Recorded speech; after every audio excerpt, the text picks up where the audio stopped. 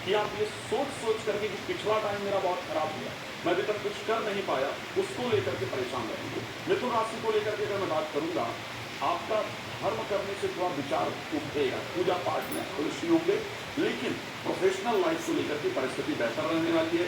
नौकरी में थोड़े परिवर्तन की कंडीशन दिख रही है। अगर मैं कर्क राशि को लेकर के बात कर लेता हूँ, यहाँ आपको बेहतर परिस्थिति मिलने वाली है। कर्क राशि के दर्शकों को 8 हाउस से प्रभावित करेंगे, पैसा फंसने का योग है, कुछ नया शुरू करने वाले। अगर मैं सिंह राशि को लेकर के बात करता हूँ, यहाँ पर परिस्थितियां आपके लिए बेहतर होती हुई दिख रही है। नई पोजीशन जरूर प्राप्त होगी, लेकिन जीवन साथी के साथ सावधान रहेंगे। अगर मैं बात कर लेता हूँ कन्या राशि को लेकर के, आपको अच्छी सफलता मिलेगी। 6th हाउस के अंतर्गत वक्री होकर प्रभावित करेंगे। कॉम्पिटिटर आपसे परास्त होंगे, आपको अच्छा रिजल्ट मिलेगा। और ये हम बताते चले, ये नौकरी और बिजनेस से जुड़े लोग हैं, यानी कि ये तमाम राशि वाले जो कि नौकरी करते हैं या बिजनेस करते हैं, उनके लिए समय कैसा रह रहा है वो बता रहे हैं। जी बिल्कुल। तुला राशि के लिए आपके लिए बेहतर परिस्थिति है। 5th हाउस के अंतर्गत गोचर करेंगे। पार्टनरशिप में कुछ नया शुरुआत करने का रास्ता मिलेगा। उसके साथ आप अपने नौकरी के परिवर्तन के लिए जो प्रयास करें उसमें रिजल्ट मिलने वाला है। वृश्चिक राशि के लिए आप अगर विदेश में नौकरी ढूंढ रहे हैं या ट्रांसफर चाहते हैं, वो होगा, लेकिन ट्रांसफर आपके मन मुताबिक नहीं होगा, अपने घर के आसपास होता हुआ नहीं दिख रहा है। शिव जी की आराधना इंपॉर्टेंट है। तो भगवान शंकर को भस्म लगा करके और उसको अपने एक चीज जरूर है, कोई भी इन्वेस्टमेंट करने से पहले आपको सावधानी रखनी जरूर करेगा। बात करता हूँ मीन राशि के लिए। देखिए, मीन राशि के अंदर शनि जो है वो गोचर कर रहे हैं। ये टाइम फेज एक ऐसा है जो शनि जब भी इस राशि के अंदर आते हैं, ये अक्सर प्राकृतिक आपदाओं को बढ़ा देते हैं। बहुत ज्यादा जो डिसीजन का बार बार नेगेटिव होना, क्योंकि शनि की जो अगर ठैये की बात करूं तो वो धनु के ऊपर है। टॉपिक को समझिएगा, यानी मीन राशि दोनों तरफ से ये पीड़ित है, यानी बृहस्पति की दोनों राशियां पीड़ित चल रही है, वहीं से बृहस्पति अतिचारी हो गए हैं। तो ये कॉम्बिनेशन जो है कुल मिला के मीन राशि वालों के लिए किसी बड़े डिसीजन को लेने से पहले बहुत ज्यादा सोचे समझे। अगर आप किसी लंबी यात्रा पे जाना चाहते हैं तो कोशिश करें कि बहुत ज्यादा सोच समझ के आप चलें और अपने ट्रैक को बेहतर करने का प्रयास करें। एक काम आप कर सकते हो, बहुत सरल सा उपाय है। पानी के अंदर थोड़ी सी सरसों के तेल की कुछ बूंदे डालें और ये जाके आप शिवलिंग पे चढ़ाएं। इसके काफी अच्छे परिणाम आपको मिलेंगे। अब बात करते हैं कुंभ राशि के बारे में। देखिए, कुंभ राशि, इसके ऊपर से शनि का आखिरी फेज है। शनि जब भी अपनी 7.5 के अंत में होते हैं तो जितना कुछ लाइफ के अंदर दिखाते हैं, ये जाते जाते उससे बहुत ज्यादा हमें देते हुए चले जाते हैं। तो कुंभ राशि के लिए हालांकि शनि जो है आपकी कुंडली के अंदर वक्र होते जा रहे हैं, आपके अगले भाव में ही वक्र हैं, तो ये कोशिश क्या करेगा, कुटुंब के अंदर तालमेल को बनाने का प्रयास करें। वहां से कोई ना कोई मिसअंडरस्टैंडिंग दिखती हुई नजर आ रही है। आपने छोटों से, आपने जो आपके रिलेटिव है या छोटे, उनसे आप सही तरीके से आप बात करें, उनकी बात को आप समझें, क्योंकि अन्न बन या परेशानियां, ऐसी स्थितियां यहाँ पे बनती हुई नजर आ रही है। कुंभ राशि के लिए सबसे अच्छा ये रहता है कि कोशिश आप करें कि आप एक तो मंगलवार के दिन चमेली के तेल का दीपक हनुमान जी के सामने आप जलाएं।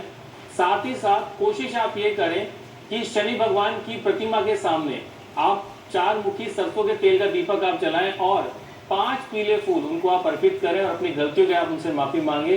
बहुत अच्छा, जो ये परिस्थितियां नेगेटिव थी, ये पॉजिटिव होनी शुरू हो जाएंगी। चलिए, भैया की बात आगे करेंगे, लेकिन अगली 3 राशि के बारे में जरा जल्दी से। भाग्य सर्वत्र फलते, ना विद्या ना पौरुषम। तो निश्चित तौर पर जो कर्म अभी तक किए फलित नहीं हो रहा था, भाग्य को कंट्रोल करके बैठे हुए थे शनि देव, उस पर लाभ मिलेगा।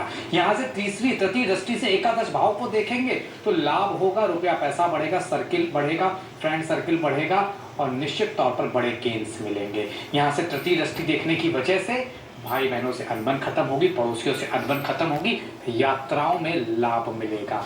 उसी के साथ साथ छठे भाव में देखने की वजह से किसी रोग से मुक्ति मिलेगी।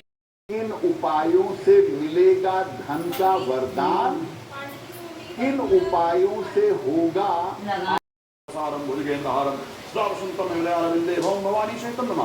श्रद्धापूर्वक भगवान शंकर का स्मरण करके और इस मंत्र का जप करके यदि आप करते रहेंगे रोज और करके करेंगे तो आपका नुकसान शनि देव नहीं करेंगे। जी ना, बिल्कुल। अब हम अगली 3 राशि की बात कर लेते हैं। प्रतीक जी, कैसा असर उन पर होगा? तो एक चीज पहले बताना चाहूंगा, क्योंकि बार बार हम सारे साथी की बात कर रहे हैं, भैया की बात कर रहे हैं। देखिए, पाप कारक ग्रह माने गए हैं निश्चित तौर पर, 0 और 1 वाले ग्रह, लेकिन इसी ही शास्त्रों में लघु कल्याणी लिखा गया है। लेकिन नरेंद्र मोदी जी बिल्कुल, आपने बिल्कुल सही कहा। और 2 बार साढ़े साथी श्री रामचरितमानस की चौपाई नहीं भूलनी चाहिए। भगवान राम का वन गमन होता है, वहां चौपाई लिखी है, सज प्रतीत बहुविध गढ़ छोली अवध साढ़े सती तब बोली। साढ़े साती का प्रभाव खतरनाक होता है, ये श्री रामचरित मानस में लिखा हुआ है। दोनों चीजें भी एक एक पर नंदिता जी करिए आप सर नड्डा जी। देखिए दोनों की बातें सत्य है, लेकिन इसमें मैं आपको स्टेजेस बता देती हूँ। जब व्यक्ति का जन्म के पश्चात जो प्रथम साढ़े साती होती है तो उसको हम ताम्रपद की साढ़े साती कहते हैं। जो मध्य साढ़े साती होती है उसको रजत पद की, और जो अंतिम साढ़े साती होती है उसको हम स्वर्ण पद की साढ़े साती बोलते हैं। जो प्रतीक जो बोले मोदी जी ने राज्य लिया वो उन्होंने स्वर्ण पद की साढ़े साती बोली।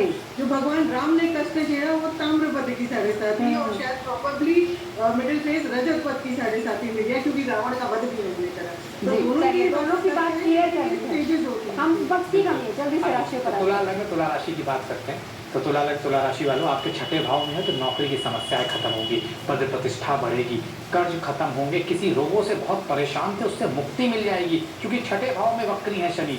निश्चित तौर पर जिन लोगों को संतान संबंधित समस्या, संतान से समस्या, उन्हें लाभ होगा। नौकरी पद प्रतिष्ठा में लाभ, शेयर मार्केट से खासा लाभ।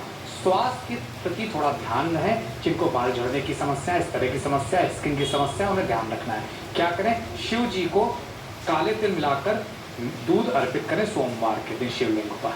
वृश्चिक लग्न वृश्चिक राशि वालों, आपके पंचम भाव में है तो जो डिले और डिनायल चल रहा था बच्चों में होने का या विवाह का या प्रेम विवाह का, वो खत्म होगा। नौकरी पर प्रतिष्ठा बेहतर दिखती है। तृतीय दृष्टि से सप्तम भाव में देखेंगे तो व्यापार बेहतर होगा। आर्थिक स्थिति निश्चित तौर पर अच्छी होगी। पहले से हालात अगले 100 दिन 38 दिन अच्छे रहेंगे। अब बात करें आपके विवाह स्थान की, विवाह में दृष्टि होने की वजह से थोड़ी बहुत अनबन बनी रहेगी। स्वास्थ्य के मामलों में कहीं कोई समस्या नहीं दिखती। निश्चित तौर पर आपको ओम शम शनिश्चराय नमः इस मंत्र का पाठ करना चाहिए। बात कर लेते हैं धनु लग्न धनु राशि वाले।